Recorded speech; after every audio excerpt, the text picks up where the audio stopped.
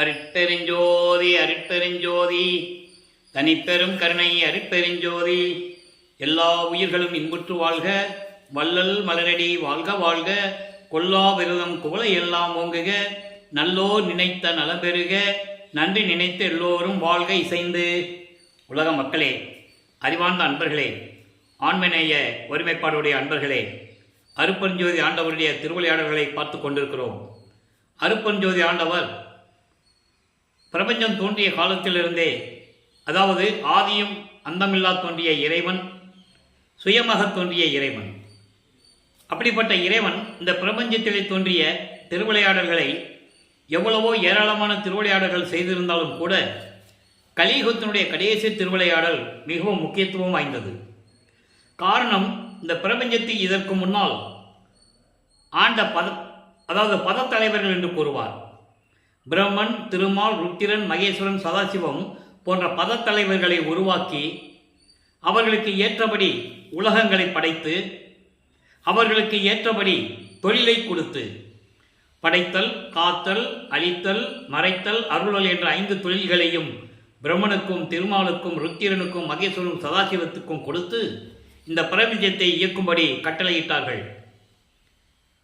36 தத்துவங்களையும் மும்மூர்த்திகளுக்கு பிரித்து கொடுத்து, அதாவது பிரம்மனுக்கு ஆன்ம தத்துவம் 24, திருமாலுக்கு விஷ்ணு தத்துவம் 7, ருத்திரனுக்கு சிவ தத்துவம், ஈஸ்வர தத்துவம் என்று கூறுவார்கள் 5. இந்த 36 தத்துவங்களையும் அவங்களுக்கு பிரித்து கொடுத்து, அதோடு மட்டுமல்லாமல் மகேஸ்வரனுக்கும் சதாசிவத்துக்கும் இந்த தத்துவங்களுடைய உட்கருவிகளாகிய தத்துவங்களையும் பிரித்து கொடுத்து, இந்த பிரபஞ்சத்தை சாதியும் மதமும் சமயமும் இன்றி மக்கள் எல்லாம் சமசுத்தமாக வாழ வேண்டும் என்பதற்காகவே அவர்களை படைத்து இந்த பிரபஞ்சத்தை இயக்கும்படி கட்டளையிட்டது அருட்பெருஞ்சோதி ஆண்டவர்.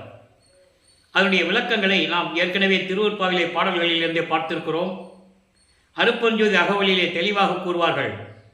இந்த 5 தலைவர்களுக்கும் படைத்து, இந்த 5 தலைவர்களுக்கு தேவையான உலகங்களையும் கொடுத்து இந்த பிரபஞ்சத்தை இயக்க வைத்தது அருட்பெருஞ்சோதி ஆண்டவர் என்பதை அருட்பெருஞ்சோதி அகவலிலே தெளிவாக நமக்கு அருளியிருக்கிறார்கள். உதாரணத்திற்காக, சிருட்டி தலைவரை, சிருட்டி அண்டங்களை அருள் திரள் வகுத்த அருட்பெருஞ்சோதி. சிருட்டி என்பது படைப்பது, சிருட்டி தலைவர் என்பது படைக்கும் தொழிலை செய்யக்கூடிய தலைவன். நல்லா கவனிக்கணும், கடவுள் இல்லை, அதை நீங்கள் தெளிவாக புரிஞ்சுக்கணும். தலைவன் என்றால் இன்னொருத்தரால் படைக்கப்பட்டவர்கள், உருவாக்கப்பட்டவர்கள். அப்படி சிருட்டி தலைவரை, பிரம்மனை படைத்து அவனுக்கு தேவையான உலகங்களை கொடுத்து செயலாற்றும்படி கட்டளையிட்டது அருட்பெருஞ்சோதி ஆண்டவர் என்பதை அந்த பாடலிலே பார்க்கிறோம். அதே போல காக்கும் தலைவரை, காக்கும் அண்டங்களை ஆவகை அமைத்த அருட்பெருஞ்சோதி, இது திருமாலுக்கு. இப்படி ஒவ்வொரு தலைவருக்கும் ஒரு பாடல் உண்டு. அழிக்கும் தலைவரை, அவர் அண்டங்களை அழுக்குற வகுத்த அருட்பெருஞ்சோதி. அதே மாதிரி மறைத்தல் தலைவரை, மற்றும் அண்டங்களை அறத்தோடு வகுத்த அருட்பெருஞ்சோதி. இப்படி நிறைய பாடல்கள் அந்த 5 தலைவர்களுக்கும் உண்டு. மறைக்கும் தலைவரை, மற்றும் அண்டங்களை அறத்தோடு வகுத்த அருட்பெருஞ்சோதி. மகேஸ்வரனுக்கு, சதாசிவத்துக்கு அதே மாதிரி தெளிவிசை தலைவர்களை, தெளிவு அண்டங்களை அழிவர வகுத்த அருட்பெருஞ்சோதி. இப்படி 5 தலைவர்களுக்கும் பாடல்கள் உண்டு. அப்போ இதன் மூலமாக அருட்பெருஞ்சோதி ஆண்டவரால் உருவாக்கப்பட்டவர்கள் என்பதை நாம் தெளிவடையாக பார்க்கிறோம். இந்த நிலையில் இருக்கும்போது 4 யுகங்களிலுமே இந்த 5 பதத்தலைவர்கள் ஆண்ட காலங்களில் சமயங்களும், மதங்களும், மார்க்கங்களும், ஜாதிகளும் தோன்றிவிட்டன. ஒவ்வொரு யுகத்திற்கும் ஆயுள் காலம் உண்டு. கிரேத யுகம், திரேத யுகம், துவார யுகம், கலியுகம், இந்த 5 யுகங்களுக்கும் ஆயுள் காலம் உண்டு. அதே போன்று இந்த 5 யுகங்களிலும் ஆட்சி செய்த பதத்தலைவர்களுக்கும் ஆயுள் காலம் உண்டு. அப்போ இந்த 4 யுகங்களிலும் தோன்றிய சமயங்களுக்கும், மதங்களுக்கும், மார்க்கங்களுக்கும் ஆயுள் காலம் உண்டு என்பதை நீங்கள் புரிந்து கொள்ள வேண்டும். அப்போ அந்த யுகங்கள் அழியும் போது இந்த சமயங்கள், மதங்களுடைய, மார்க்கங்களுடைய நெறிகளும் அழிந்து விட்டது. அது மக்களுக்கு தெரியாது. காரணம், மக்களிடம் யாரும் சொல்லவில்லை. அவருடைய காலம், அந்த ஆயுள் காலம் இருக்கிற வரைக்கும் அதோடு அவங்களுக்கு முடிந்து விட்டது. முத்தி அடைந்தார்கள், 5 பூதங்களோடு கலந்தார்கள், அதோடு அவங்கள் நிலை முடிந்து விட்டது. இந்த பிரபஞ்சத்தின் உண்மைகளை திருவருட்பாவில் தான் பிள்ளைப்பெருமான் அவர்கள் நமக்கு தெளிவாக அருளியிருக்கிறார்கள். காரணம், இதை கூறுவதற்காகத்தான் சுத்த சன்மார்க்கம் என்று ஒரு மார்க்கம் இருக்கிறது. அப்போ இந்த மார்க்கங்கள்லாம் அந்தந்த சமயங்களையும் மதங்களையும் சார்ந்தது. சமயம் சைவ சமயம், வைஷ்ணவம், கௌரம், காணாபத்தியம், சாகதம், இப்படி பல சமயங்கள் உண்டு. மார்க்கங்கள் கழக மார்க்கம், திராவக மார்க்கம், நவநீத மார்க்கம், பஸ்ப மார்க்கம் என்ற மார்க்கங்கள் உண்டு. ஒவ்வொரு யுகத்துக்கும் ஒரு மார்க்கம் உண்டு. அதன் பிறகு தோன்றிய தசா மார்க்கம், சற்புத்திர மார்க்கம், சக மார்க்கம், சமய மார்க்கம் போன்ற சமயக்குறவர்கள் காலத்தில் வந்த இந்த மார்க்கங்கள் உண்டு. இவைகளெல்லாம் முடிவடைந்த நிலையில் சதுர் யுகத்திற்கு, அந்த யுகம் அழிந்து விட்டது. அதன் பிறகு இந்த யுகத்தில், சதுர் யுகத்தில், வல்லப்பமானவரை இதை ஒளி யுகம் என்று கூறுவார்கள். இந்த ஒளி யுகத்தில், சதுர் யுகத்தில் வாழ்கின்ற மக்கள், அவர்களுக்கு ஒரு ஆன்மீக மார்க்கம் வேண்டும். அந்த மார்க்கம் சமரசமாக இருக்க வேண்டும். எல்லோரும் ஏற்றுக்கொள்ளும்படி சமரசமாக வாழ வேண்டும். இறைவன் ஒருவனே என்ற நிலையை ஏற்றுக்கொள்ள வேண்டும். அவன் ஜோதி வடிவில் இருக்கிறார், அருப்பன் ஜோதி ஆண்டவர் என்ற நிலையை உலக மக்களுக்கு தெரியப்படுத்த வேண்டும். இந்த நிலையில் அருப்பஞ்சோதி ஆண்டவர் சுத்த சன்மார்க்கத்தை உருவாக்கி அதை தன் மகன் கையில் ஒப்படைத்து இந்த பூலோகத்திற்கு ஒரு தாயின் வழியாக வருவிக்க செய்து உலக மக்களிடம் பரப்ப வேண்டும். உலக மக்களை எல்லாம் சுத்த சன்மார்க்கத்தில் சேர்க்க வேண்டும். உலக மக்கள் எல்லாம் இன்புற்று வாழ வேண்டும். வேறுபாடுகள் இல்லாமல், முரண்பாடுகள் இல்லாமல் சமத்துவமாகவும் சகோதரத்துவமாகவும் வாழ வேண்டும் என்பதற்காகவே தனது அருளால் பெற்றெடுத்த ஒரு ஆண்மகனை செல்வப்பிள்ளை என்று வளர்த்து கொண்டிருக்கிறார். சதாசிவத்தினுடைய அருளாட்சி முடியும் காலகட்டம் 51 ஆண்டுகள் இருக்கும்போது தனது மகனை இந்த பூலோகத்திற்கு அனுப்புகிறார் அருப்பெருஞ்சோதி ஆண்டவர். இந்த நிலையை நாம் பார்த்து கொண்டிருக்கிறோம். அருப்பெருஞ்சோதி ஆண்டவர் 1823ஆம் ஆண்டு தொடங்கிய திருவிளையாடல் கலியுகத்தினுடைய கடைசி கட்டம். அது கலியுகம் 1900 ஆண்டுகளிலே முடிந்துவிட்டது என்பதை வல்லப்பமான் அவர்கள் தெளிவாக நமக்கு அருளியிருக்கிறார்கள். இதை யாருமே இந்த பிரபஞ்சத்தில் கூறவில்லை, அவங்களால் சொல்ல முடியாது. காரணம், இவர்களால் மலங்களால் சூழ்ந்து இந்த உலகத்துடைய பந்த பாச பற்றுகளால் சூழப்பட்டு இருந்தவர்கள் தான் எல்லாவற்றையுமே இயற்றியவர்கள். மலங்கள் இல்லாத, மாயைகள் இல்லாத சுத்த சன்மார்க்கத்தை சேர்ந்தவர்கள் தான் இந்த நிலையை கூற முடியும் என்பதை வல்லப்பமான் அவர்கள் தெளிவாக அருளியிருக்கிறார்கள். அந்த வகையிலே வல்லப்பமான் கூறியது 1900 ஆண்டுகளிலே கலியுகம் முடிந்துவிட்டது என்பதை நமக்கு தெளிவாக அருளியிருக்கிறார்கள். ஆக அருப்பெருஞ்சோதி ஆண்டவர் 1823ஆம் ஆண்டு தொடங்கிய திருவிளையாடல் 30/1/1874 இரவு 12 மணி வரையிலும் தொடர்கிறது. அப்போ இந்த 51 ஆண்டுகள் திருவிளையாடல்களை தன் மகனுக்கு 8 ஆண்டுகளாக பிரித்து அருப்பெருஞ்சோதி ஆண்டவர் திருவிளையாடல் செய்து கொண்டிருக்கிறார். இறுதியாக இருக்கின்ற 3 வருடங்கள் 6 × 48, 51 48 போச்சுன்னா 30, மீதி 3 வருஷம். அந்த 3 வருஷம்தான் உச்சக்கட்டம். முடிவில் முடிவான திருவிளையாடல் எங்கே? சித்தி வளாகம் மேட்டுக்குப்பத்திலே. அது பின்னால் பார்க்க போகிறோம். இப்போ அந்த 48 ஆண்டுகள் நடந்த திருவிளையாடலை தான் முதலிலே பார்த்து கொண்டிருக்கிறோம். இதுவரையில் 310 எபிசோடு போட்டிருக்கோம், பதிவுகள். இன்னைக்கு 311. இறைவனுடைய திருவிளையாடல் மட்டும். திருவருட்பாவின் விளக்கங்கள் நம்ம ஏற்கனவே 2020 ஒவ்வொரு பாடலுக்கும் ஒவ்வொரு திருமுறையிலிருந்து நம்ம விளக்கம் கொடுத்துருக்கோம். நம்ம யூடியூப்ல இருக்க நீங்கள் பார்த்துக்கலாம். இப்போ இந்த திருவிளையாடல் 1823ஆம் ஆண்டு தொடங்குகிறது. அப்போ தனது மகனை ஒரு தாயின் கருவறையிலே இருக்க வைக்க வேண்டும். ஏன் ஒரு தாயின் கருவறையிலிருந்து கொண்டு வர வேண்டும் என்ற விளக்கமும் நாம் ஏற்கனவே தெளிவாக கூறியிருக்கிறோம். உலக மக்கள் ஏற்கனவே முடிவடைந்த நிலையில் இருக்கிற சமயங்களையும் மார்க்கங்களையும் மதங்களையும் பின்பற்றிக் கொண்டிருக்கிறார்கள். அப்போ தனது மகனை இந்த பூலோகத்தில் கலியுகத்தில் வருவிக்க செய்து மக்களோடு மக்களாக 51 ஆண்டுகள் உலாவ விட்டு சமயங்களிலும் மதங்களிலும் மார்க்கங்களில் கூறப்பட்ட நெறிமுறைகளை பின்பற்ற செய்து சைவ சமயத்தின் அடையாளமாகிய, சைவ சமயத்தின் தலைவனாகிய சிவபெருமானை வழிபட்டு அந்த மந்திரங்களை சொல்லி, நமச்சிவாயா, சிவாய நம, ஓம் சிவாய என்ற மந்திரங்களை சொல்லி சைவ சமயத்தின் அடையாளமாகிய திருநீரை பூசிக்கிட்டு உத்திராட்ச மாலை போட்டுக்கிட்டு உருவ வழிபாடு செய்து கொண்டிருக்க வேண்டும். இது இறைவனுடைய நியதி. அதனால்தான் தன் மகனை ஒரு தாயின் வழியிலிருந்து கொண்டு வருகிறார். அவர் நினைத்திருந்தால் அந்தரத்தில் இருந்தோ, மரத்துக்கடியில் இருந்தோ, ஒரு ஆற்றில் இருந்தோ, கடலில் இருந்தோ எப்படி வேணா கொண்டு வந்திருக்கலாம். அந்த விளக்கத்தை நாம் தெளிவாக பார்த்து கொண்டிருக்கிறோம். ஆக அந்த வகையிலே தனது மகனை ஒரு தாயின் கருவறையிலே இருக்க வைத்து, அதற்கு முன்னால் நடந்த திருவிளையாடல்கள் நிறைய இருக்கிறது. அந்த விளக்கங்களை நாம் ஏற்கனவே கூறியிருக்கிறோம். தினமும் சொன்னால் நமக்கு நேரம் பற்றாது. அதனால்தான் ஒரு தாயின் கருவறையிலிருந்து எடுத்துக்கிறோம். அதுக்கு முன்னால் நிறைய திருவிளையாடல்கள் இருக்கு, நம்ம சொல்லியிருக்கிறோம். அப்போ தாயின் கருவறையிலே பிண்ட வடிவத்தில் இருக்கும்போது வளப்பவனர்கள் பௌதிக வடிவம் என்று கூறுவார். அங்கே ஒரு தாயின் கருவறையில் இருக்கும்போது, தந்தையே, ஒரு இருட்டறையில் வந்து என்னை அடைத்து விட்டாயே, இருட்டாக இருக்கிறது என்று கூறும்போது தன் மகனுக்கு கருவறையிலே ஒளி காட்டுகிறார், வெளிச்சத்தை காட்டுகிறார். அந்த வெளிச்சத்தை பார்த்தவுடனே தனது மகன் மகிழ்ந்ததை தந்தையும் மகிழ்ந்து பார்க்கிறார். அதோடு மட்டுமல்ல, தந்தையை எனக்கு பசிக்கிறதே என்று கூறும்போது தந்தை அங்கே மகனுக்கு அருளமுதம் ஊட்டுகிறார். நல்லா கவனிக்கணும் நீங்க. இதெல்லாம் மக்களிடையே மறைக்கப்பட்டது. ஆனால் திருவருட்பாவில் இருக்கின்ற பிரபஞ்சத்தின் உண்மை அது. உண்மையை மறைக்கப்பட்டது. உண்மையை மறைத்தார்கள், மறைத்து மறைத்து பேசினார்கள்.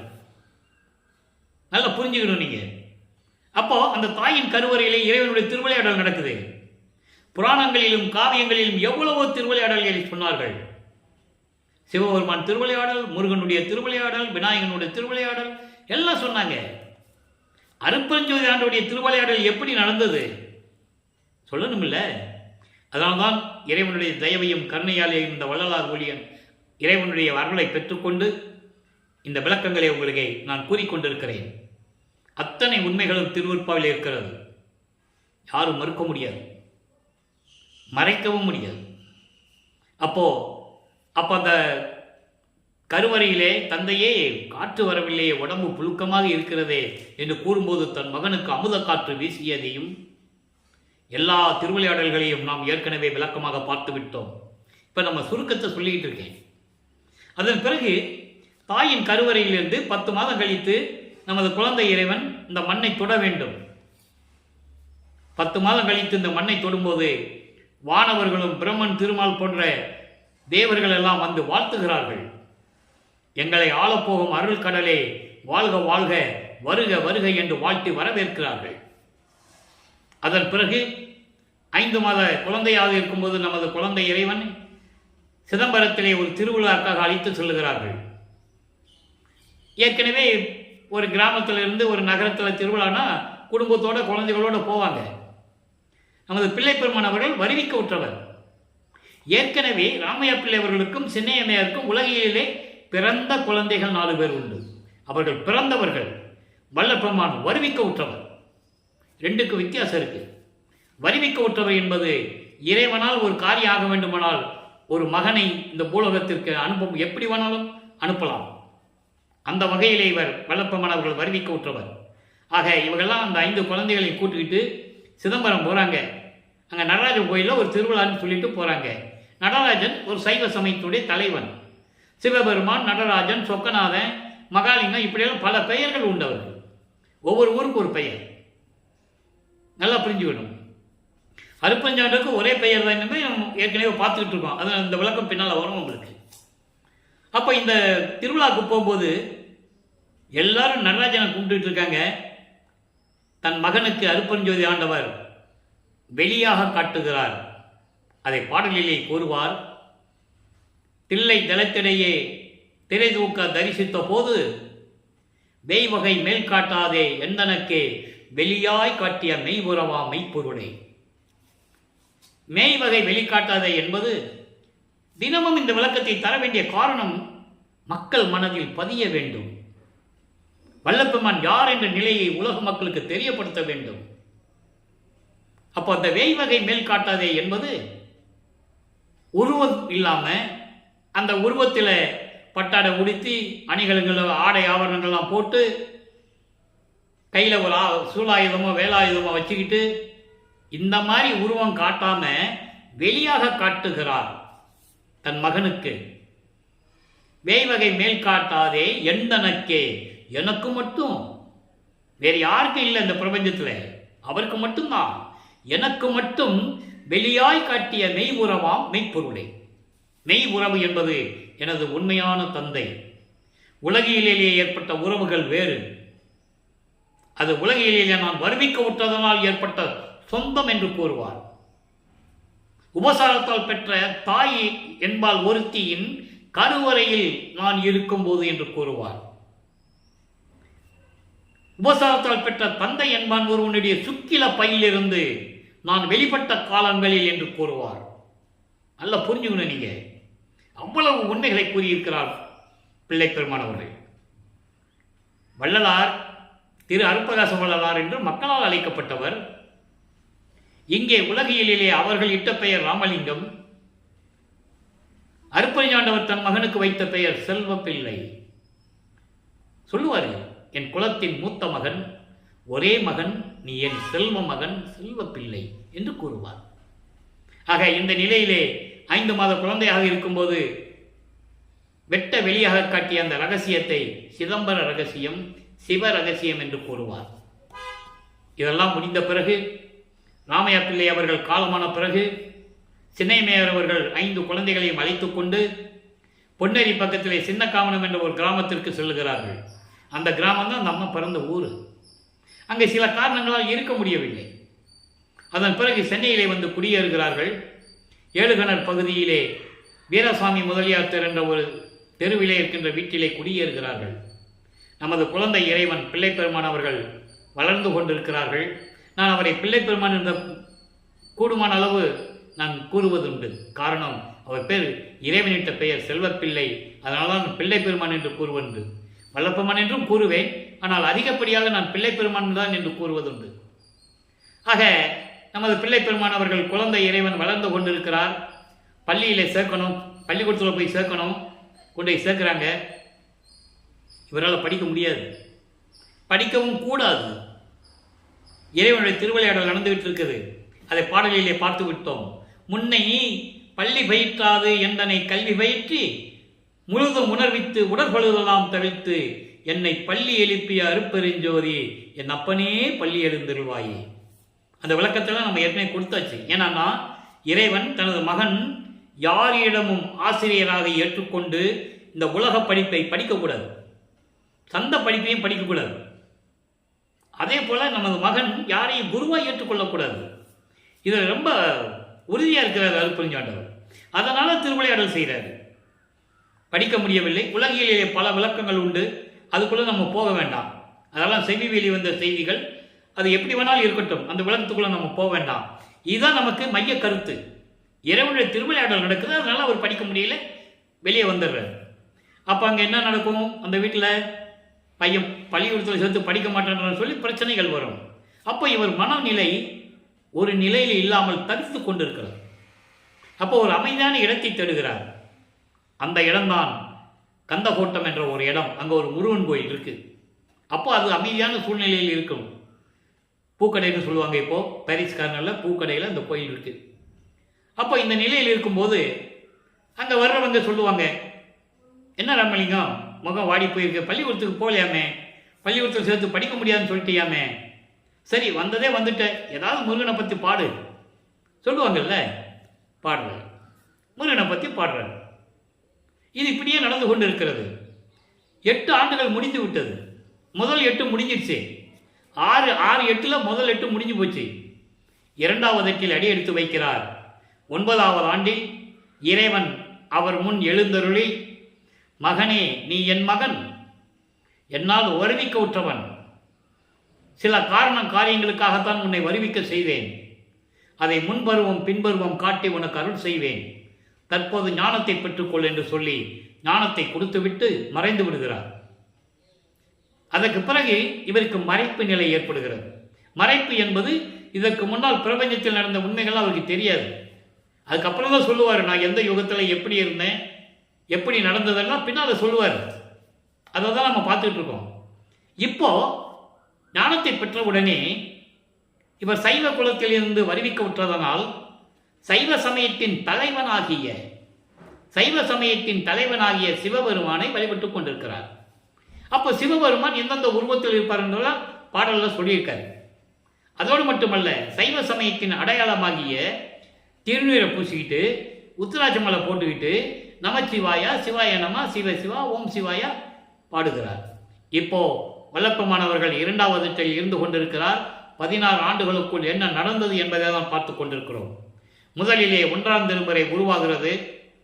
8 பதிகங்கள் 712 பாடல்கள் இருந்து நம்ம திருவிளையாடல ஆரம்பிச்சிருக்கோம்.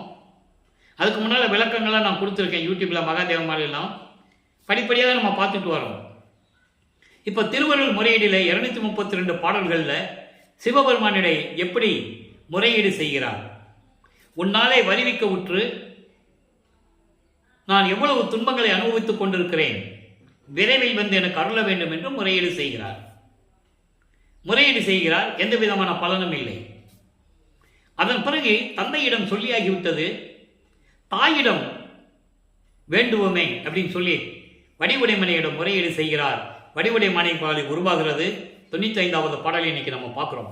மொத்தம் 100 பாடல்கள், 100 பாடலில் இன்னைக்கு 95வது பாடல் நல்லா கவனிங்க.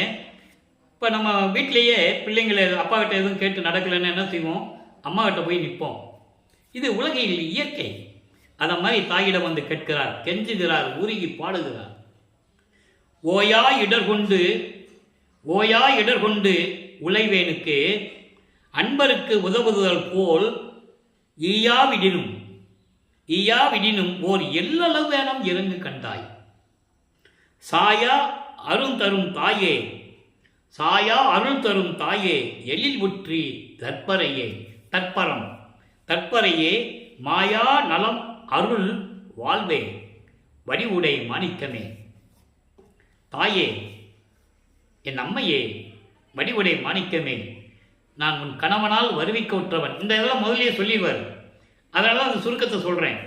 இதுக்கு முன்னால் பார்த்த பாடலில் சொல்லிடுவார் இதெல்லாம். நான் உன் கணவனால் வருவிக்க உற்றவன். உன் கணவனால் வருவிக்க உற்று நான் உன் கணவனாகிய என் தந்தையிடம் எவ்வளவோ கேட்டு பார்த்தும் இதுவரையிலும் அருள் கிடைக்கவில்லை. நீயும் உன் கணவன் மட்டும் நீங்கள் பெற்ற 2 பிள்ளைகளோடு முருகனோடும் விநாயகனோடும் உட்கார்ந்து கொண்டு மகிழ்வோடு இருந்து கொண்டிருக்கிறீர்கள். அப்போ நான் யாரு? நான் உங்கள் மகன் தானே. ஏன் எனக்கு வந்து அருள் கொடுக்கவில்லை என்ற நிலையில் இந்த பாடல். அதாவது ஓயாது நான் வருவிக்க உற்றதிலிருந்து ஓயாது தொடர்ந்து துன்பங்களை அனுபவித்துக் கொண்டு சுழன்று கொண்டிருக்கிறேன். அப்படிப்பட்ட உன் மகனுக்கு அடியார்களுக்கு நீ என்ன அருளை கொடுக்கிறையோ அது மாதிரி கொடுக்காவிட்டாலும் கூட ஒரு எல்ல அளவாவது, ஒரு சிறு அளவாவது எனக்கு நீ அருளை கொடுக்கலாமே. ஏன் இந்த தயக்கம்? ஏன் இந்த இரக்கம் காட்டவில்லை என் மீது? நான் உன் மகன் தானே. அழியாத, மற்றவர்களுக்கெல்லாம் அழியாத அருள் தரும் தாயே, அழகான வயல்களும் நீர்நிலைகளும் சூழ்ந்த திருவொற்றியூரிலே இருக்கின்ற என் தெய்வமே, என் அம்மையே, தற்பரை என்றால் அண்மையே, தற்பரன் என்றால் இரவன், தற்பரை என்றால் அம்மை, அம்மையே, மாயாத நலம் அருள் வாழ்வே, எல்லா அருள்களையும் கொண்ட என் அம்மையே, என் தாயே, வடிவுடை மாணிக்கமே, எனக்கு விரைவில் வந்து அருள்வாயாக என்று சொல்லி இந்த பாடலை நமக்கு அருளியிருக்கிறார்கள். நினைச்சு பாருங்க அன்பர்களே. 8 ஆண்டுகள் வரைக்கும் ஒன்றும் தெரியாது. 9வது ஆண்டில் மகன்னு தெரிஞ்சு போச்சு. யார் மகன்? இறைவனுடைய மகன்னு தெரிஞ்சிச்சு. முறையீடு செய்கிறாரு, பலன் இல்லை. ஆண்டுகள் உருண்டு ஓடுகிறது. 12 வருஷம் முடிஞ்சு போச்சு. வருவிக்க விட்டு 12 வருஷம் முடிஞ்சு போச்சு. வடிவடைமனை பற்றியும் பாடியாச்சு. ஒரு பிரயோஜனம் இல்லை. அப்போ ஒரு மனசு எப்படி இருக்கும்? யார்கிட்ட சொல்லவும் முடியாது, சொல்லவும் கூடாது. அது காலத்தின் கட்டாயம். இந்த நிலையில் இருக்கும்போது 13வது ஆண்டில் நமது குழந்தை இறைவன் கால் வலிக்க ஏழுகிணர் பகுதியிலிருந்து திருவொற்றியூருக்கு நடந்து செல்லுகிறார். தியாகராஜனிடம் போய் பார்த்து எப்படியாவது அருளை பெற வேண்டும் என்ற ஒரு ஏக்கத்தில் திருவொற்றியூருக்கு செல்லுகிறார். 13 வயசு குழந்தை நம்ம இறைவன் எப்படி கால் வலிக்க நடந்து போறாருன்னு பாருங்க. அங்கே போய் எப்படி தியாகராஜ பெருமானிடம் முறையீடு செய்கிறார் என்பதை 2ஆம் திருமுறை உருவாகிறது. 113 பதிகங்கள் 1207 பாடல்கள். இதுவரை நம்ம 29 பதியங்களை விளக்கங்களை பார்த்துட்டோம். அதனுடைய ஒரு சுருக்கம். திருவொற்றியூரில் போய் எப்படி இறைவனிடம் வேண்டுகிறார்? உருகி உருகி பாடுவார். எந்த விதமான பதிலும் இல்லாததால் திருமுல்லை வாயில் போவார். அதுக்குன்னு 2 பதிகம். திருமுல்லை வாயில எப்படியெல்லாம் போய் இறைவனை கேட்டான்னு ஒரு 2 பதிகம் இருக்கு பாடல். அங்கே போவார். என் அம்மையே, என் தாயே, என் தந்தையே. அங்கே போய் அப்படியே சொல்லுவார். தாயும் தந்தையும் நீ தானேன்னு சொல்லுவார்.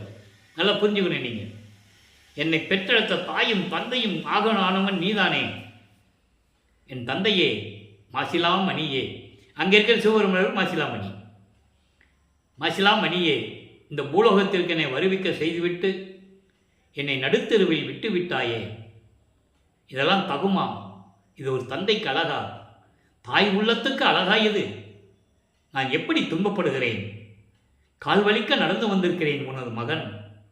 என்னை பார்த்து எப்படி இருக்கிறாய் மகனே என்று ஒரு வார்த்தை கேட்பதில்லை. எதற்காக வந்தாய் மகனே? இவ்வளவு கால்வலிக்க நடந்து வந்தாய் என்று நீ கேட்க வேண்டாமா? ஏன் கேட்கவில்லை? மௌனமாக இருக்கிறாயே, ஊமையா நீ? ஊமை போல நின்று கொண்டிருக்கிறாய் என்றெல்லாம் மனம் உருகி உருகி பாடுவார். எந்த விதமான பதிலும் இல்லை. அதன் பிறகு அங்கேயே சொல்லிவிட்டு வந்துடுவார். இனிமேல் நான் உன்னை தேடி இவ்வளவு தூரம் வர முடியாது என் தந்தையே. இந்த சிறுவன் கால்வலிக்க நடந்து வந்திருக்கிறேன். இனிமேல் இவ்வளவு தூரம் என்னால் நடந்து வர முடியாது என்று சொல்லி வந்து விடுவார். அதன் பிறகு திருவெளித்தாயம் என்ற ஒரு இடம் இருக்குது. அது ரொம்ப பக்கம். திருமலை வயல் ரொம்ப தூரம். திருவொற்றியூரிலிருந்து ரொம்ப தூரம். திருவெளித்தாயம் பக்கத்தில், வில்லிவாக்கம் பக்கத்தில் இருக்குது. அங்கே போய் இறைவனை சிவபெருமானை பாடுகிறார். மனம் உருகி உருகி பாடுவார். எந்த விதமான பதிலும் இல்லை. அங்கே போய் சொல்லுவார், என் தந்தையே, நீ கந்த துணி கட்டிட்டு இருக்க, எனக்கு ஒன்று கொடுத்துறேன், நானும் உன் பக்கத்திலே உட்காந்துக்கிறேன்.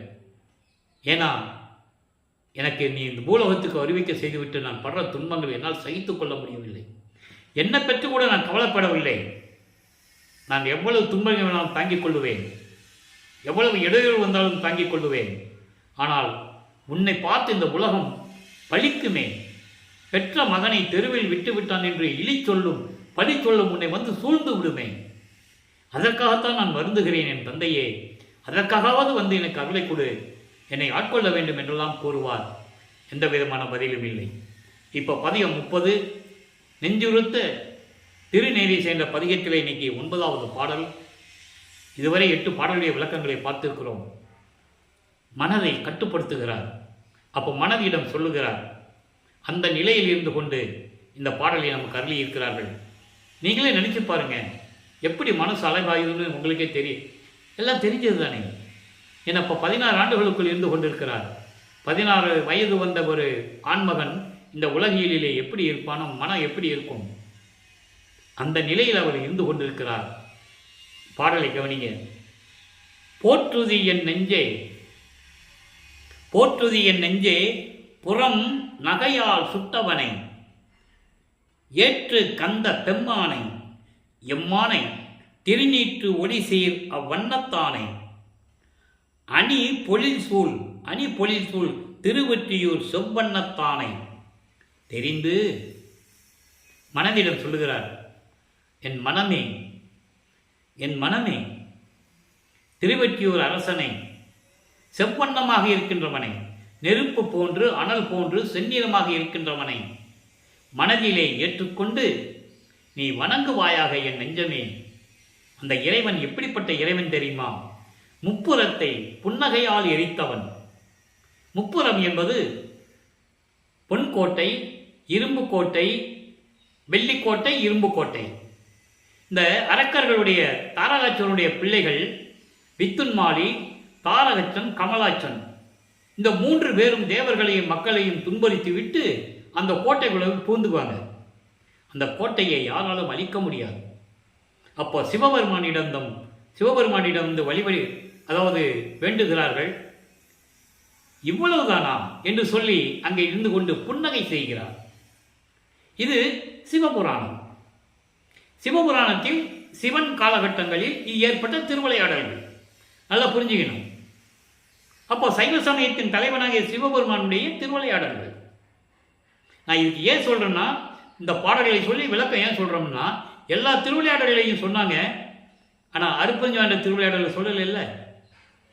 அதனால இவர் சைவ சமயத்தில் இருந்ததனால் சிவபெருமானுடைய திருவிளையாடலை சொல்றாரு. இப்போ சொல்றாரு, அவர் புன்னகையினால் 3 கோட்டைகளையும் எரிக்கிறார். தங்கக்கோட்டை, பொன்கோட்டை, வெள்ளிக்கோட்டை, இரும்பு கோட்டை, முப்புறத்தையும் புன்னகையால் எரித்த இறைவன். அதோடு மட்டுமல்ல, அருள் வல்லமும் கொண்ட இறைவன் எம்மான், என்னுடைய இறைவன், உடம்பெல்லாம் திருநீர் பூசிக்கொண்டு ஒளி வீசிக் கொண்டிருக்கின்ற இறைவன். அப்படிப்பட்ட இறைவனை மனமே நீ போற்றுவாயாக, வாழ்த்தி வணங்குவாயாக, நீ சாந்தமடைவாய். எப்படி சொல்றார் பாருங்க. இந்த நிலையை மனதிடம் சொல்லுவது போல உலக மக்களுக்கு அந்த நிலையை, அவர் இருக்கின்ற நிலையை உலக மக்களுக்கு தெரிவிக்கிறார். இப்போ 16 ஆண்டுகள் முடிஞ்சிருச்சு, எந்த விதமான பலனும் இல்லை. அப்போ என்ன பண்ணுறாரு அவர்? இனிமேல் எங்கேயும் போகக்கூடாது அப்படின்னு சொல்லி திருவொற்றியூருக்கு மட்டும் போயிட்டு இருக்கிறார். அப்போது இப்போ காட்சிகள் மாறுகிறது, ஆண்டுகள் உருண்டோடுகிறது. வல்லப்பெருமான் 3வது எட்டில் அடியெடுத்து வைக்கிறார். 3வது எட்டு என்பது 17வது ஆண்டிலிருந்து 24 ஆண்டுகளுக்குள் என்ன நடந்தது என்பதை 3ஆம் திருமுறை உருவாகிறது. மொத்த 19 பதிகங்கள், 235 பாடல்கள். இப்போ 24வது ஆண்டில் வல்லப்பெருமான் அவர்கள் இருக்கிறார். அதை நீங்கள் நல்லா புரிஞ்சுக்கணும். அப்போ இந்த 19 பதிகங்களும் ஒவ்வொரு ஆண்டுகளும் நடக்குது. 17வது ஆண்டிலிருந்து 24 ஆண்டுகளுக்குள், இந்த 8 ஆண்டுகளுக்குள் 19 பதிகங்கள் உருவாகிறது. அப்போ இதில் என்ன நடந்தது என்பதை உலக மக்களுக்கு தெரியப்படுத்தணும். இறைவனுடைய திருவிளையாடல் எப்படி நடந்ததுன்னு சொல்லணும். அதே நேரத்தில் நமது பிள்ளை பெருமானுடைய நிலை எப்படி இருந்தது என்று உலக மக்களுக்கு சொல்லணும். பாடலின் மூலமாக விளக்கங்களை, சத்தியத்தை, பிரபஞ்சத்தின் உண்மையை பேசிக் கொண்டிருக்கிறோம். கதை அல்ல, கற்பனை அல்ல. இப்போ உருண்டோடுகிறது, காட்சிகள் மாறுகிறது. இப்போ தியாகராஜ பெருமான் காட்சி கொடுப்பாரு. ஆனால் பேச மாட்டார், உடனே மறைஞ்சிடுவார். அப்போ இவருக்கு ஒரு நம்பிக்கை வந்துருச்சு. இது வரைக்கும் தள்ளாடி இருந்த மனது, அந்த மனதில் இப்போ ஒரு நம்பிக்கை உருவாயிடுச்சு. காட்சி கொடுத்துட்டார்ல. அப்போ அந்த நிலைகள் மாறும்போது ஒவ்வொரு தெருவாக போய் நிற்பார். பவனி வரும், தேரில் பவனி வரும். ஒரு தெருவில் வரும்போது காட்சி கொடுப்பாரு, மறைஞ்சிடுவார். அப்போ 100 தெருவுக்கு போனால் காட்சி கொடுப்பார்ல, அப்படின்னு அங்கேயும் போவார், அங்கேயும் காட்சி கொடுப்பார், மறைஞ்சிடுவார். இந்த நிலைகள் தொடர்ந்து கொண்டிருக்கும் போது நம்ம போனாலும் பேசுறது இல்லை, காட்சியும் கொடுக்கிறாரு, பேசுறதும் இல்லை. அப்படி சொல்லி தன் மனதில் இருக்கின்ற ஏக்கங்களை எல்லாம், பரிதவிப்பை எல்லாம் நாரையும் கிளிகளிடம் சொல்லி தியாகராஜப்பன் மட்டும் தூது அனுப்புவார். அந்த பதிகங்களை எல்லாம் தெளிவாக பார்த்து விட்டோம். நாரையும் கிளியும் நாட்டரும் தூது என்ற பதிகத்திலே 10 பாடல்களிலும் தன்னை தலைவியாகவும் இறைவனை தலைவனாகவும் வர்ணனை செய்து, அந்த தலைவன் மீது எப்படியெல்லாம் இந்த தலைவி காதல் கொண்டுள்ளாள், அந்த காதலுக்காக எப்படி ஒரு தலைவி இயங்குவாள், அதுபோல இவர் இறைவன் மீது கொண்ட காதலை சொல்லி இறைவனுடைய அருளுக்காக ஏங்கிக் கொண்டிருக்கிறார் என்பதை அந்த பாடலில் இருக்கின்ற விளக்கங்களை எல்லாம் பார்த்து விட்டோம். தூது போன நாரையும் கிளியிலும் திரும்பி வராது. ஏன்னா இறைவன் திருவிழா நடக்குதே, இன்னும் ஆண்டுகள் இருக்கிறது. 24 வருடங்கள் தான் முடியுது. 51 வருடத்தில் 24 போச்சுன்னா நீ 27 வருஷம் தான் பாக்கி இருக்குல்ல. அப்போ அது நடக்காது. அதன் பிறகு 19வது பதிகத்தில் வல்லப்பெருமானவருடைய 24வது ஆண்டில், வருவிக்கவுற்ற 24வது ஆண்டு. வல்லப்பெருமானுக்கு வயது இல்லை, அவர் ஒவ்வொரு யுகத்திலையும் இருந்தவர். அவருக்கு பிறப்பு இறப்பு என்றது இல்லை. இப்போ மறைப்பு நிலையில் இருப்பதனால் அவருக்கு அது தெரியாது. நல்லா புரிஞ்சுக்கணும். அவருக்கு மறைப்பு நிலையில் இருப்பதால் அவருக்கு தெரியாது. மறைப்பு நீங்கிய பிறகு சுத்த சன்மார்க்கத்தை கொடுப்ப பிறகுதான் அது சொல்லுவாரு. ஊழிதோறு ஊழி உளவினும் அழியா உடம்பை அளித்தனன், ஊழிதோறு ஊழி உளவினும் வாழி என்று எனக்கு வாய்த்த நன்னிதியே. அது இருக்கு. ஊழிதோறு ஊழி உயிர்தழைத்து ஓங்கினன். இந்த பாடலாம் அப்புறம் தான் சொல்லுவார். இப்போ அவருக்கு தெரியாது. அருட்பெருஞ்ஞாண்டவர் யாருன்னு தெரியாது, சுத்த சன்மார்க்கம் என்னன்னு தெரியாது. அவருக்கு தெரிஞ்சதெல்லாம் சிவபெருமான், வேறு எதுவுமே தெரியாது அவருக்கு. அப்போ இப்போ நிலைகள் எப்படி நடக்குதுன்னா, 19வது பதிகத்திலே இவர் பார்த்து வருவார், காட்சி கொடுப்பாரா, இவர் கண்ணை மூடி அப்படி மெய்மறந்த நிலையில் இருப்பார். இறைவன் நம்ம பக்கத்தில் வராரு அப்படின்னு. அவர் என்ன பண்ணுவார் தெரியுமா? கன்னத்தில் கிள்றது, கொஞ்சுறது, பேசுறது இல்லை, செய்ய தான் எல்லாமே. உடம்பை தடவி கொடுக்கறது, கொஞ்சுறது, முடியை கோதி விடுறது, இப்படியெல்லாம் நடக்கும். என்னடா இப்படியே நடந்துகிட்டு இருக்கேன்னு சொல்லி கண்ணை திறந்து பார்த்தா, திரும்பி பார்க்காம சிவபெருமான் தெருவழியா ஓடுவார். இவர் பின்னாலே ஓடுவார். ஓட்டத்தை பிடிக்க முடியாது. இதுக்குன்னே ஒரு பதிகம், காதல் மாட்சின்னு ஒரு பதிகம், 10 பாடல்கள் இருக்கு. அப்ப அங்க இருக்கிறவங்க கேட்பாங்க, அதுக்கும் பதிக பாடல்கள் இருக்கு. என்ன கேட்டாங்க? ஒரு சின்ன விளக்கம் தர வேண்டிய கடமை நமக்கு இருக்கிறது. என்ன ராமலிங்கம் தெருவில் ஓடிட்டு இருக்க அப்படின்னு கேட்பாங்கல்ல. ஆமாங்க, சிவபெருமான் ஓடினாரு, அவர் ஓட்டத்தை என்னால் பிடிக்க முடியல, என்னன்னு தெரியல அப்படின்னு சொல்லும்போது அவங்க சொல்லுவாங்க, என்னப்பா ராமலிங்கம், உனக்கு ரொம்ப காதல் இறைவன் மேலே காதல் வந்ததுனால உனக்கு பைத்தியம் முத்திருச்சுன்னு நினைக்கிறோம் நாங்கள். கலியுகத்தில் சிவபெருமான் எப்படி தெருவில் ஓடுவார்? அப்போ கலியுகம் நடந்துகிட்டு இருக்கு. 1847 ஆண்டு இந்த நிகழ்ச்சி நடக்கும்போது 1847 கலியுகம் நடந்துகிட்டு இருக்கு. அதனால் அவங்க சொல்லுவாங்க, அவனே சோத்துக்கு இல்லாமல் தெரு பிச்சை எடுத்தன்னு புராணத்தில் சொல்லுது. கழுத்தில் பாம்பு வேற போட்டுட்டு இருக்கான், மண்டை ஓட போட்டுட்டு இருக்கான், நீ எப்படி போய் கட்டி பிடிப்ப சொல்லுவார்ல. நான் எப்படியாவது ஒரு நாள் அவனை கட்டி பிடிச்சிருவேன்னு சொல்லுவார். அந்த பாடல்கள் எல்லாம் தன்னை ஒரு பெண்ணாகவும் இறைவனை ஆணாகவும் வர்ணனை செய்து சொல்லியிருப்பார்.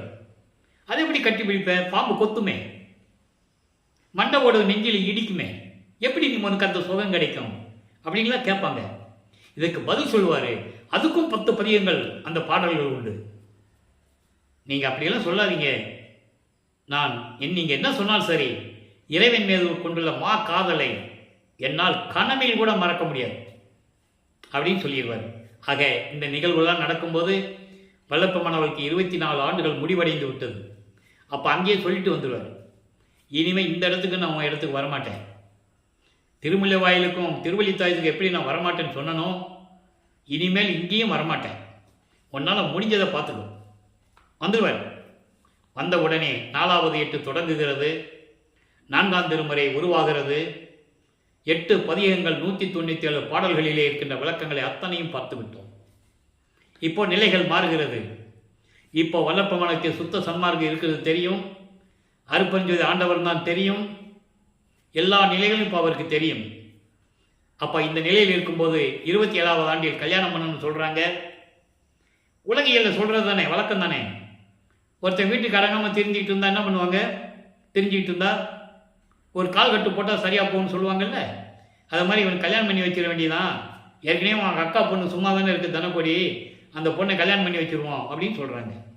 தனக்கோடியை கல்யாணம் பண்ணுறது தான் கடவுளின் கோட்பாடு, கடவுளுடைய கட்டளை. அது ஏற்கனவே பாடலில் சொல்லியாச்சு. ஆனால் இவங்களுக்கெல்லாம் தெரியாது, இந்த உலகில் இருக்கிறவங்களுக்கெல்லாம் தெரியாது, அவங்க சொந்த பந்தத்துக்கு யாருக்கும் தெரியாது. ஆனால் இவருக்கு தெரியும். இவர் தாலி கட்டி தான் ஆகணும்.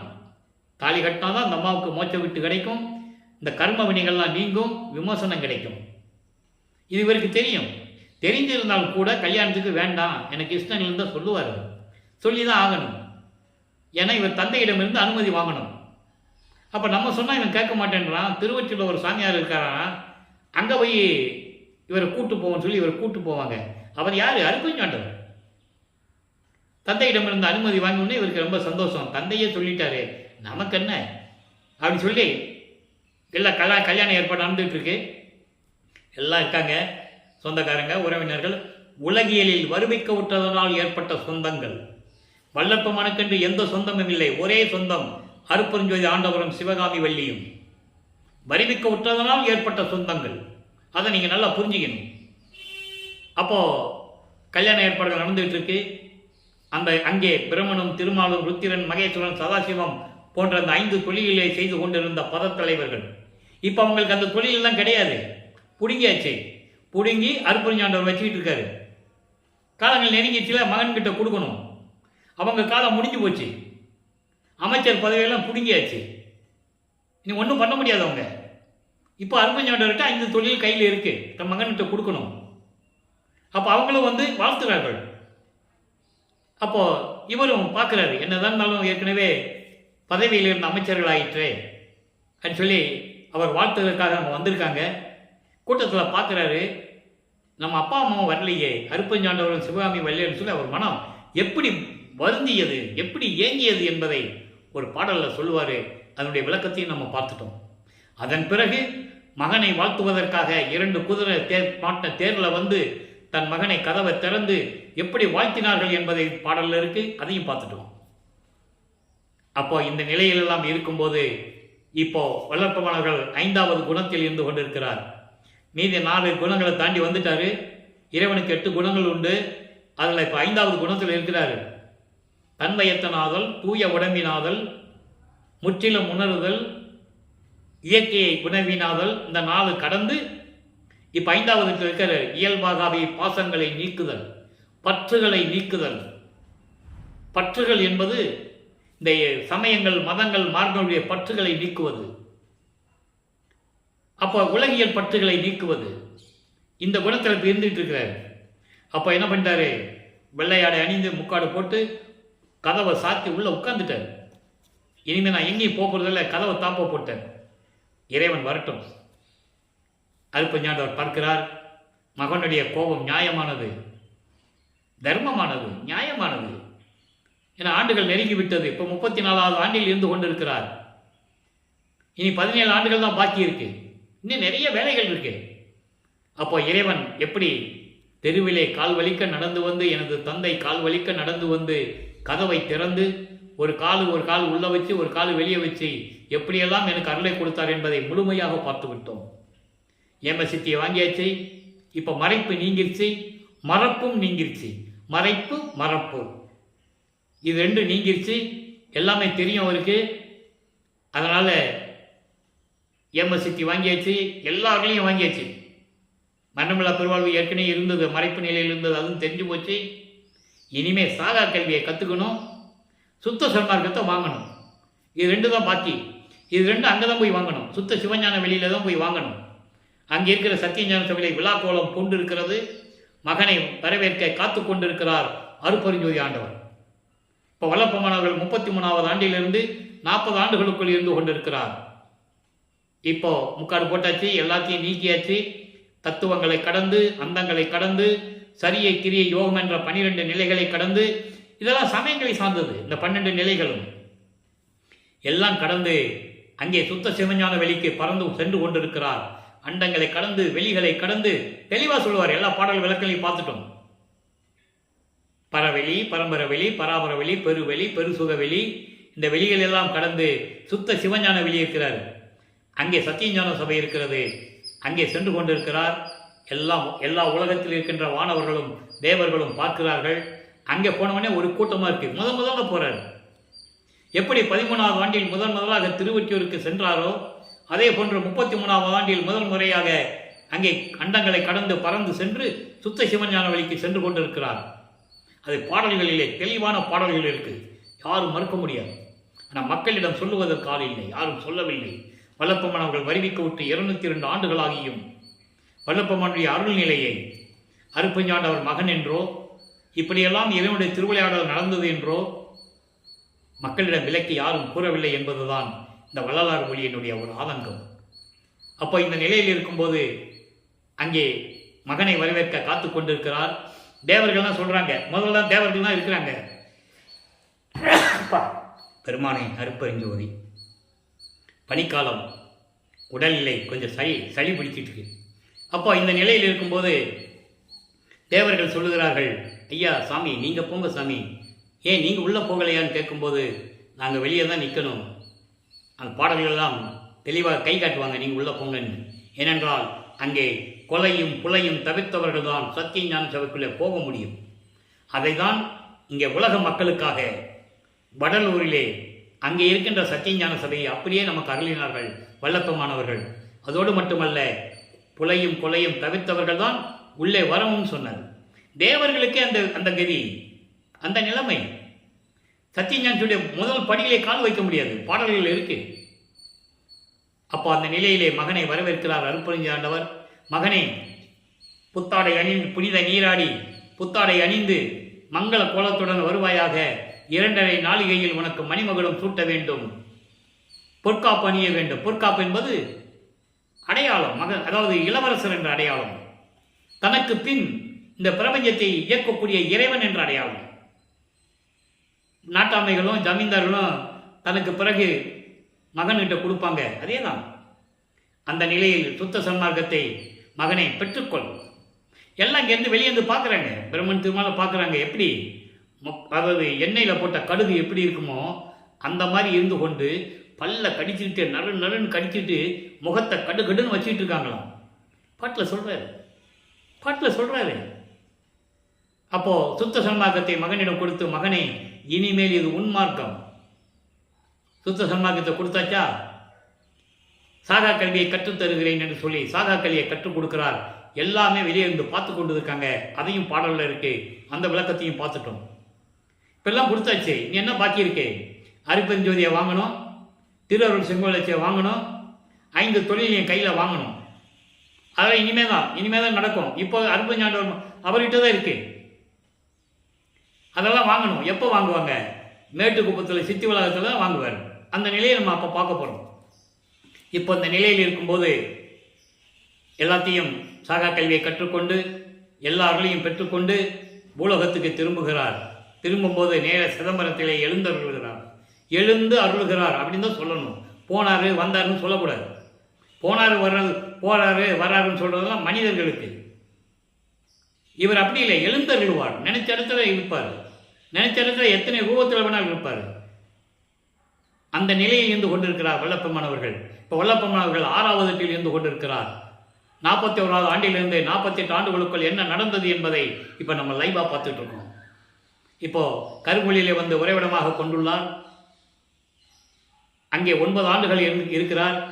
9 ஆண்டுகளிலே என்ன நடந்தது என்பதை திருவருட்பாவின் பாடல் மூலமாக தெளிவாக பார்த்து விட்டோம். இப்போ கருமொழியை விட்டு வரணும், காலங்கள் நெருங்கி கொண்டிருக்கிறது. அதனால் தான் இருந்த இடத்திற்கு தண்ணீரால் விளக்கரித்த இல்லம் என்று ஒரு பெயரை ஏற்படுத்திவிட்டு, அது இறைவனுடைய திருவிளையாடல் தான். அந்த அம்மா செம்பில் தண்ணி வைக்கும்போது இவருக்கு தெரியும் அது தண்ணி தான். இறைவனுக்கு அது தெரியாதா? இருக்கட்டுமே, அந்த இடம் ஒரு பேர் வரட்டுமே எப்படின்னு ஒரு பேரை நிறுவி விட்டு, ஏனால் அந்த இருந்த இடத்திற்கு ஒரு அடையாளம், ஒரு பேர் சொல்ல மாட்டோம் அந்த வீட்டுக்கு. ஏன்னா 9 வருஷம் இருந்துட்டார்ல, அப்போ அந்த பேருக்கு அந்த இடத்துக்கு ஒரு பேர் வரணும்ல. அதற்காகத்தான் அந்த பேரை ஏற்படுத்தி விட்டு இப்போ ஏற்கனவே பார்வதி வரும் மக்களிடம் பேசியபடி, ஏன்னால் ஜீவகாரிய ஒழுக்கம் சொல்லணும். ஜீவகாரிய ஒழுக்கத்தை சொல்லணும்னா ஒரு தர்மசாலை வேணும், அதுக்கு ஒரு இடம் வேணும். இது இறைவனுடைய திருவிளையாடலும் நடக்குது. தந்தையும் மகனும் உரையாடுகிறார்கள். அப்போ அந்த இடத்தை தேர்வு செய்து 23/5/1867 ஆண்டு தர்மசாலையை ஒரே நாளிலே நிறுவி அன்றைய அணை அடுப்பை மூட்டி உணவை சமைத்து மக்களுக்கு வருகின்ற மக்களுக்கு பசியை நீக்கி கொண்டிருக்கிறார். பசி ஆற்றிக் கொண்டிருக்கிறார், நீக்கி கொண்டிருக்கிறார். நமது பிள்ளைப்பெருமானவர்கள், அருப்பெருஞ்சோதி ஆண்டவராகிய பிள்ளைப்பெருமானவர்கள் பசியை போக்கிக் கொண்டிருக்கிறார். பசியின் கொடுமை, பசி கொடுமை எப்படி இருக்கும்? பிணியின் கொடுமை எப்படி இருக்கும்? தாகத்தினுடைய கொடுமை எப்படி இருக்கும்? பசி, பிணி, தாகம், இச்சை, எளிமை, பயம், கொலை, 7 பிரிவுகளாக ஜீவகாரிய ஒழுக்கத்தை அருளி இருக்கிறார்கள். அதை நம்ம பின்னால் பார்க்க போகிறோம். அதோடு மட்டுமல்ல, 1869 ஆண்டு கடலூரிலே மஞ்சக்குப்பம் நீதிமன்றத்திலே ஆறுமுக நாவலார் என்ற ஒரு புலவனால் ஏற்பட்ட அந்த வழக்கை விசாரணைக்கு வருகிறது. அவர் முத்துசாமி ஐயர்னு ஒரு வழக்கரை நியமித்து வழக்கு போட்டார். வழக்கினுடைய சாராம்சம் நான் ஏற்கனவே கூறியதுதான். இருந்தாலும் இன்று பார்க்கிறவர்களுக்கு இந்த பதிவு தெரிய வேண்டும், விளக்கம் தெரிய வேண்டும் அல்லவா? தினமும் சொல்லிதான் ஆக வேண்டும். அப்போ இந்த நிலையில் இருக்கும்போது ராமலிங்கம் என்ற ஒருவர் வடலூரிலே அமர்ந்து கொண்டு சமயங்களையும் மதங்களையும் மார்க்கங்களையும் ஜாதிகளையும் இழிவுபடுத்திக் கொண்டு பாடல்களை எழுதி கொண்டிருக்கிறார். அவர் எந்த கல்லூரியிலும் புலவர் பட்டம் பெறவில்லை. இலக்கண இலக்கிய பிள்ளைகளோடு எழுதி கொண்டிருக்கிறார். அதை திருவற்பா என்று பெயரிட்டு திருமுறைகள் என்று அழைத்துக் கொண்டிருக்கிறார். அந்த திருவற்பா பாடல்களை மறுப்பா என்று அறிவிக்க வேண்டும். இதுதான் வழக்கினுடைய சாராம்சம். விசாரணைக்கு வருகிறது. வாதியாகிய ஆழ்ம நாட்டை எல்லாம் விசாரணை பண்ணியாச்சு. பிரதிவாதி எங்கன்னு நீதிபதி பிரிட்டிஷ்காரர் கேட்கிறாரு. நீதிபதி ஊழியர் 3 தடவை பேர் வச்சு கூப்பிடுவாங்க. இன்னைக்கு நீதிமன்றத்தில் இந்த வழக்கம் உண்டு. பிரதிவாதி ஏன் வரல, எங்கே இருக்காரு, கூப்பிடுப்பா அப்படின்னு சொல்லும்போது திடீரென்று எழுந்து அருள்கிறார். எழுந்து அருள்கிறார் என்று திடீர்னு அங்கேதான் உதயமாகிறது. எல்லாம் ஆச்சரியப்படுறாங்க. இது வரைக்கும் ராமலிங்கம் இல்லையே, எப்படி திடீர்னு வந்தாரு? அவர்கள் இவரை ஒரு சாமியார் துறவி என்று சொன்னதனால் துறவியாகவே நினைத்துக் கொண்டிருக்கிறார்கள். அதை நீங்கள் நல்லா புரிஞ்சுக்கணும். கூட இருந்தவர்களும் சரி, அவரை சுற்றி இருந்தவர்களும் சரி, அவரை ஒரு சித்தர் என்றோ ஒரு துறவி என்றோ தான் நினைத்துக் கொண்டிருக்கிறார்கள். அவர் சொல்றாரு, யாரும் ஏற்றுக்கிறது தயாராக இல்லை. காரணம், அங்கே அப்போது இருந்தவர்கள் எல்லாம், தன்னை சுற்றி இருந்தவர்கள், தன்னை சார்ந்து இருந்தவர்கள் எல்லாருமே சமயங்களையும் மதங்களையும் மார்க்கங்களையும் ஜாதிகளையும் பின்பற்றி கொண்டிருந்தவர்கள். வல்லப்பமனுடைய இருந்தவர்களும் சரி, முதலியார் என்றும் பிள்ளையார் என்றும் ஐயர் என்றும் பெயருக்கு பின்னால் ஜாதி பெயரை போட்டுக் கொண்டிருந்தார்கள். இவர் சுத்த சன்மார்க்கத்திற்கு இந்த அங்க அடையாளம் தேவையில்லை என்று சொல்லியும் திருநீர் பூசிக்கொண்டும் முத்துராஜ ஓட்டை மாட்டிக்கொண்டும் இருந்தார்கள். உண்மை ஏனென்றால் அவர் மீது நம்பிக்கை இல்லாமையினால். இதை மக்களிடம் சொல்ல வேண்டும். சொல்ல மறந்து விட்டார்கள், மறைத்து விட்டார்கள். அதான் உண்மை. யாரும் மறுக்க முடியாது, மறுத்து பேசவும் முடியாது. இந்த நிலையில் இருக்கும்போது நீதிபதிக்கு இவர் காட்சி கொடுக்கிறார். அவர் கேட்கிறார், நீங்கள் எந்த கல்லூரியிலையும் படிக்காமல் புலவர் பட்டம் பெறாமல் பாடல்களை எழுதியிருக்கிறீர்களாமே, எப்படி எழுதினீர்கள்? கேட்டிருக்க கூடும், கேட்டிருக்கணும். இவர் பதில் சொல்லி இருக்கணும், இறைவன் அருளால் நான் எழுதினேன், எல்லாமே இறைவன் செயல், எந்த வார்த்தையும் என் வார்த்தை அல்ல, நான் உரைக்கும் வார்த்தையெல்லாம் நாயகன் தன் வார்த்தை. அவர் புரிந்து கொள்ளுகிறார். திருவற்பாவை மறுப்பா என்று அறிவிக்க முடியாது என்று சொல்லி தீர்ப்பை வழங்குகிறார். இவர் போனவனை எந்திரிச்சு நின்னதுனால தீர்ப்பு வழங்கலை. எந்த வழக்கு மன்றத்திலையும் வாதியும் பிரதிவாதியும் போகும்போது எந்திரிச்சு நின்னா எந்த நீதிமன்றத்திலையும் வழக்கு தள்ளுபடி ஆகாததுதான் உண்மை. விசாரணை நடக்க வேண்டும், நீதிபதி ஆராய்ச்சி செய்து தீர்ப்பளிக்க வேண்டும். அந்த நிலையில் தீர்ப்பு கிடைத்தது. பிள்ளைப்பெருமான் அவர்கள் தர்மசாலையில் இருந்து கொண்டு உத்தரஞான சிதம்பரம் மாலை எப்படி உருவானது, சமாதி வற்புறுத்தல்னா என்ன, நடராஜபதி மாலை, சர்க்குரிமணி மாலை போன்ற பாடல்கள் எல்லாம் அருளியதை நாம் தெளிவாக பார்த்து விட்டோம்.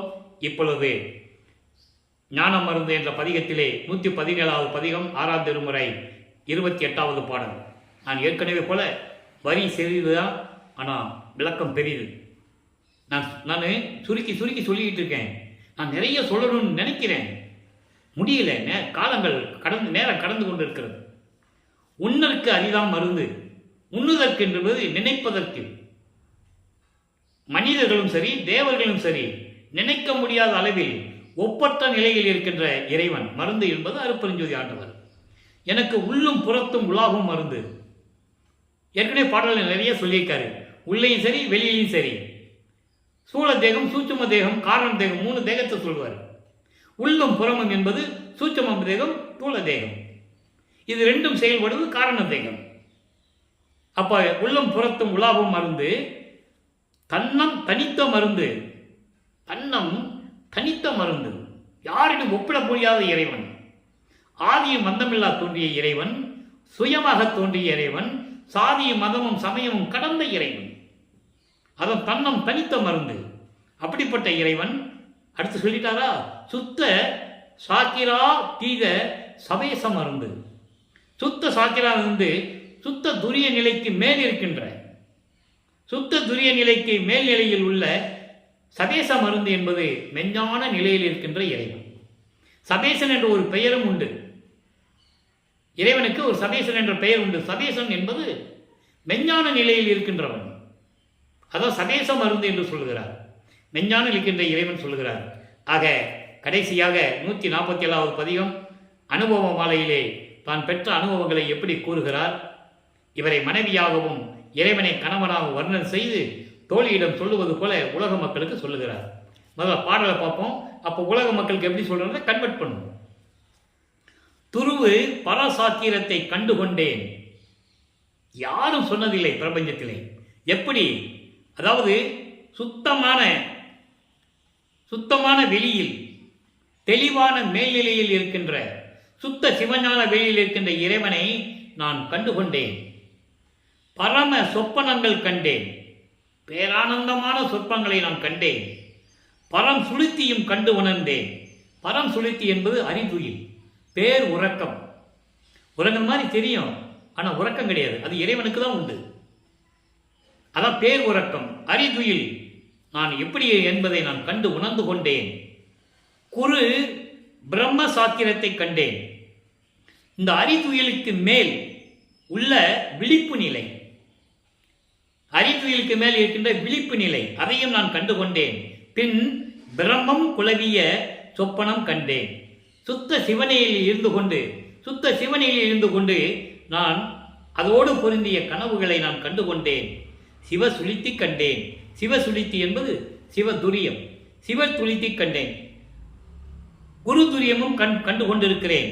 சமரச சன்மார்க்கம் கூடினேன். சமரச சன்மார்க்கத்தை பெற்றுக்கொண்டேன். பொதுவில் அருள் கூத்தாடும் கணவர் மறிவிடப் பெற்று என் கணவர் இறைவன், எனது இறைவன் கணவர் மறிவிடப் பெற்று என்னோடு கலந்து கொண்டதினால் அவர் வடிவம் நான் ஆனேன். எவ்வளவு அற்புதமான வார்த்தை! என்னை கட்டி தழுவியதனால், என்னோடு கலந்து கொண்டதனால் இறைவனுடைய வடிவத்தை நான் பெற்றுக்கொண்டேன். முத்தேகம் மட்டுமல்ல, அருப்பெருஞ்சோதி வடிவத்தையும் நான் பெற்றுக்கொண்டேன். கலித்து வாழுகின்றேன். பேரின்பமாக இருந்து கொண்டிருக்கிறேன் இந்த பிரபஞ்சத்தில். எதிரற்ற வாழ்க்கையில் என் தோழி, எதிரற்ற வாழ்க்கை, தடையில்லாத வாழ்க்கை, யாரும் எதிர்க்க முடியாத வாழ்க்கை. எனக்கு நிகர் நான் தான், எனக்கு நிகர் யாருமே இல்லை என்று கூறுவார்.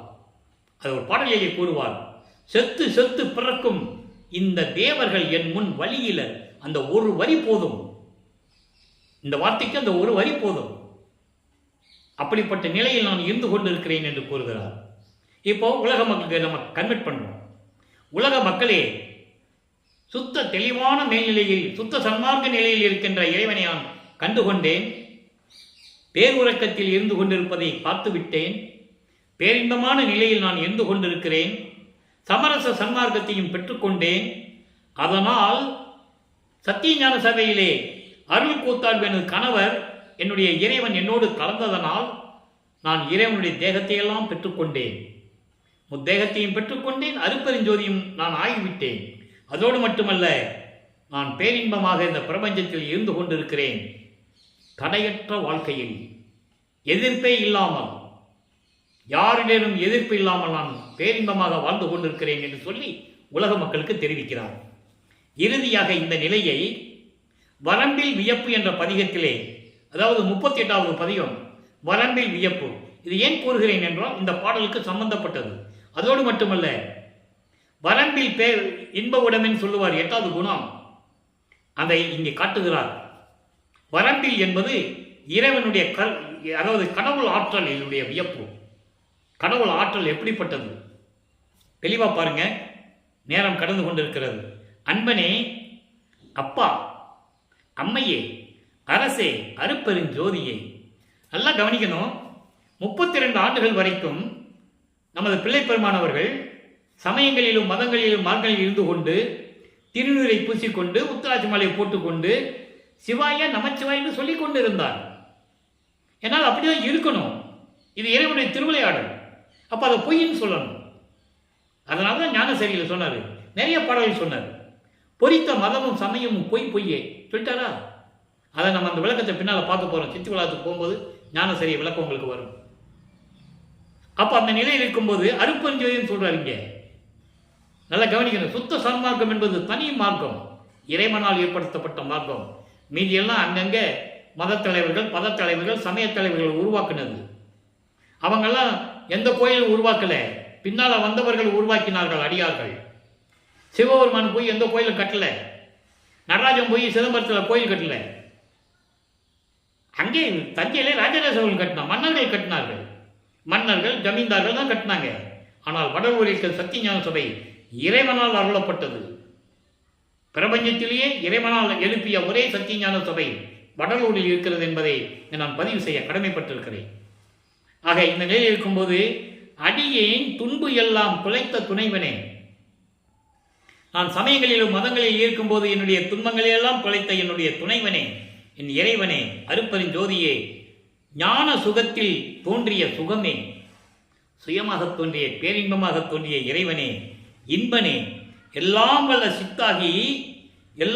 சித்தாகி என்னுள்ளே இலங்கிய பொருளே, என் உள்ளத்திலே விளங்கு கொண்டிருக்கின்ற அருப்பெருஞ்சோதியை. இது ஏன் சொன்னார்னா, அதைத்தான் இங்க சொல்றாரு. இறைவன் என்னை கட்டி தழுவியதனால் எல்லாரையும் பெற்றுக்கொண்டேன்னு சொல்றாருல, அதை வரம்பில் வியப்புல சொல்றாரு. இறைவன் என் உள்ள வந்துட்டனால அவனுடைய அருளெல்லாம் எனக்கு கிடைச்சிருக்கின்ற என்னுள்ளே இலங்கிய பொருளே எல்லாம் வல்ல சித்தாகி. அப்போ இவர் எல்லாம் வல்ல சித்தாகி எல்லாம் வல்ல சித்துக்களை பெற்றுக்கொண்டார்.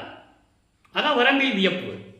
இப்போ அடுத்து சொல்ற பாருங்க, வம்பனின் பிழைகள் எல்லாம் பொறுத்து என்னுடைய குற்றங்களை எல்லாம் பொறுத்து அருள்ஜோதி வழங்கினை. இது வரம்பிலுடைய வியப்பு. இது அருள்ஜோதி வழங்கினு சொல்லிட்டாருல்ல, அதான் நான் இங்கே அந்த பாடல சொல்றாரு, நான் அருட்பெருஞ்சோதி ஆகிவிட்டேன் சொல்றாரு. எப்படி? அருள் கூத்தாடும் கணவர் மடிவிட பெற்று அவர் வடிவம் நான் ஆனேன். அவர் வடிவம் நான் ஆனேன். அவர் வடிவம் என்ன? அருட்பெருஞ்சோதி. அதான் இங்க சொல்றாரு, அருட்பெருஞ்சோதி வழங்கினை வாழினின் மாண்பே. இந்த விளக்கங்களும் பின்னாலையும் பார்க்க போறோம். ஏற்கனவே நம்ம சொல்லியிருக்கோம். அவனை அடிக்கடி இதெல்லாம் சொல்ல வேண்டியிருக்கு. ஒவ்வொரு பாட்டுக்கு ஒரு தொடர்பு உண்டு. நீங்களே யோசிச்சு பாருங்க, 147வது பதிகத்தில் பாடலுக்கு 38வது பாடலில் விளக்கம் இருக்கு. இறைவனுடைய தயவும் கருணை இருந்தால்தான் இந்த விளக்கத்தை கூற முடியும் என்பதை நான் பெருமையுடன் சொல்லிக்கொள்ள கடமைப்பட்டிருக்கிறேன். ஏனென்றால் இப்படியெல்லாம் இருக்கின்ற இறைவனுடைய திருவிளையாடல் நடந்து கொண்டிருக்கிறது. ஒவ்வொரு நாளும் பார்த்து கொண்டிருக்கிறோம். எனவே நண்பர்களே, நீங்களும் சுத்த சன்மார்க்கத்தில் இணைந்து அருட்பெருஞ்சோதி அருட்பெருஞ்சோதி தனிப்பெருங்கருணை அருட்பெருஞ்சோதி என்ற மகாமந்திரத்தை உச்சரித்து ஜோதி வடிவில் இருக்கின்ற அருட்பெருஞ்சோதியை வணங்கி கொலையும் புலையும் தவிர்த்து சைவ நெறியில் இருந்து கொண்டு வணங்கி இறைவனுடைய அருளையும் செல்வங்களையெல்லாம் பெற்றுக்கொண்டு நோயற்ற வாழ்வில் இந்த வையகத்திலே நீங்கள் வாழ்வாங்கு வாழ வேண்டும். இறைவனுடைய தயவாலையும் கருணையாலையும் உங்களை வாழ்த்தி விடைபெறுகிறேன். வள்ளலார் ஒளியன். மீண்டும் நாளை சந்திப்போம். நன்றி, வணக்கம். அருட்பெருஞ்சோதி அருட்பெருஞ்சோதி தனிப்பெருங்கருணை அருட்பெருஞ்சோதி. நாளையும் இறைவனுடைய திருவிளையாடல் தொடரும். கண்டு மகிழ்ந்து இறைவன் அருளை பெற்றுக்கொள்ளுங்கள்.